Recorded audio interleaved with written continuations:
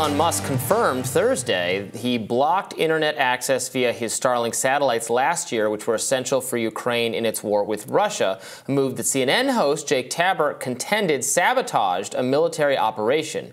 Speaking with Secretary of State Antony Blinken on State of the Union Sunday morning, Tapper asked if repercussions are warranted. Here's that exchange. Starlink has been a vital tool for the Ukrainians to be able to communicate with each other, and particularly for the military to communicate in their effort to defend all of Ukraine's territory. It remains so, and I would expect it to continue to be critical to their efforts. So what we would hope and expect is that that technology will remain fully available to the Ukrainians. It is vital to what they're doing. I don't know that you can't speak to it. You won't speak to it. Musk says he was reportedly afraid that Russia would retaliate with nuclear weapons. Musk says that's based on his private discussions he had with senior Russian officials. Are you concerned that Musk is apparently conducting his own diplomatic outreach to the Russian government? Really, none of this concerns you? Jake, I can't speak to conversations that may or may not have happened. I don't know. I'm focused on the fact that the technology itself, Starlink, has been really important to the Ukrainians.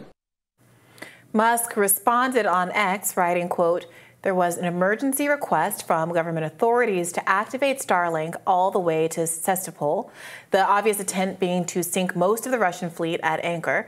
If I had agreed to the request, then SpaceX would be explicitly complicit in a major act of war and conflict escalation." Musk has previously said Starlink was not intended to be used in warfare.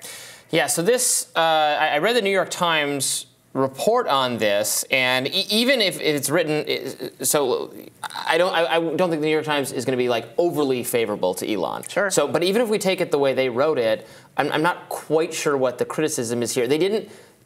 Ukraine wasn't promised Starlink and had it snapped off in the middle of a maneuver. I agree that would be pretty dirty and underhanded. Although, again, this is the service they're getting for free because Elon provided it. He did not authorize a use of the satellite internet service system for a specific military maneuver based on his conversation, supposedly, with the Russian government. He was worried that would cause World War III. My question is not Jake Tapper's question there, which was how dare Elon talk to the Russian government. My question is, does the U.S. government have any similar fear that World War III might break out based on the actions of the Ukrainian government, which are supported and funded by the U.S.? That's what I'd like to know. I would love reassurance that those concerns were unfounded. Sure. That's what I would like. The World War III of it all, you know, as we talked about in an earlier segment, there's a section of our American community that thinks that any discussion of the doomsday clock ticking closer to zero is alarmist and certainly can't be attributable to the foreign policy actions of the Biden administration. However, many of us feel differently, and many experts on nuclear escalation have been warning that that's in fact what is going on, and I think that is a very good question, a very real concern. I have a different question and concern, which is, if you presume, which I do not, to be clear, but if you presume there are kind of like valid military interests that the United States is interested in protecting, that are contingent on certain technologies being in place, why are these being outsourced to civilians in the first place? Why do we spend more than the next 10 countries on our military budget if we are concerned that an important military intervention is going to be foiled by a civilian who just happens to be rich and control this isn't an example of a contractor because there's no contract. Right. They're not paying Elon for this. They're not compensating. There's no agreement in place, which is why he can turn it on and turn it off at will. If it was a contractor, they would have some, you know, if they were not providing the service, that we would sue to get our money back, or we'd fire them and get somebody else to do it. I mean, the Ukraine has been somewhat reliant, has been advantaged, and that Blinken actually responded very diplomatically because he didn't want to hurt, I think, Musk's feelings because he does think this is an important service. And Glenn Greenwald made this point in a recent video. You played some of it for me before we started this conversation, where he points out that it just feels like nothing is ever enough. In that you cannot ever be sufficiently committed to Ukraine's military campaign here. You're accused of being soft on Putin. In this New York Times article, a senior advisor to Zelensky says that Musk's interference, again, with the technology that belonged to him that he didn't grant for this use, that's interference that allowed Russia's naval fleet to continue firing cruise missiles at Ukrainian cities. Quote, as a result, civilians, children are being killed. This is the price of ignorance and ego. As a result, children are being killed because you didn't authorize. People are going to be blown up on the boats, right? People like they're. I agree. I understand that Ukraine is fighting the defensive end of this, but people are dying because this war's going on, and if it's I would understand if I owned the internet, the technology that was being used, even to fund the defense, and people were dying, you would think through a little bit. Well, what am I actually authorizing? I mean, as we're thinking through, is it right to send cluster bombs?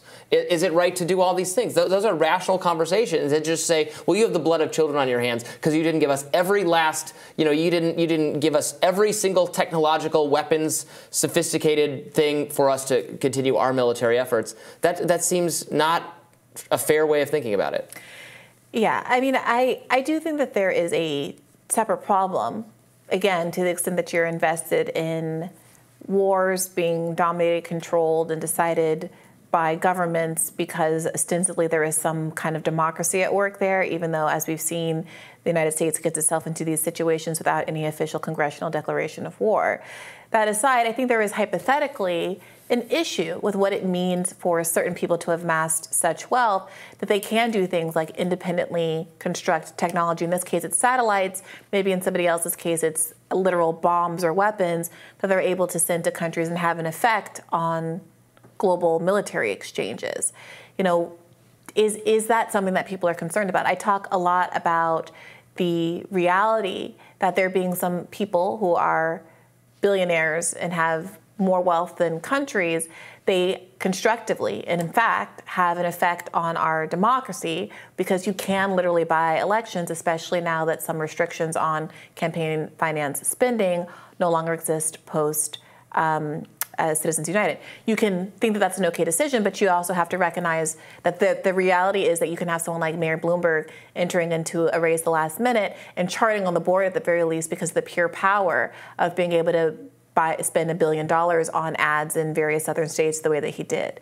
So, is there going to be an interest in taxing millionaire wealth, of putting restrictions on those kinds of things if people do really have an investment and not having national diplomacy usurped by the actions of individuals who happen to have wealth and privilege? Or do you just not care, and that's just the new world that we live in? This case doesn't make a good... I mean, for people who are similar to us in our skepticism of some of the commitments the U.S. government is making, in this example, like, what if Starlink was nationalized by the U.S. government? They would.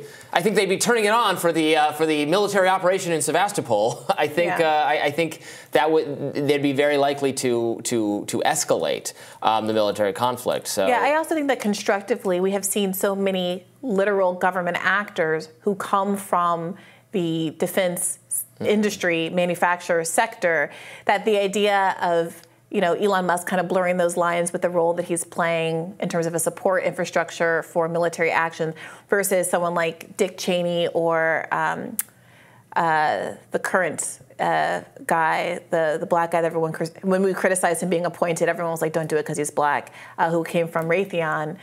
It's maybe a distinction without a difference if they're still doing the bidding of the private military weapons manufacturers from the inside of the White House versus the outside.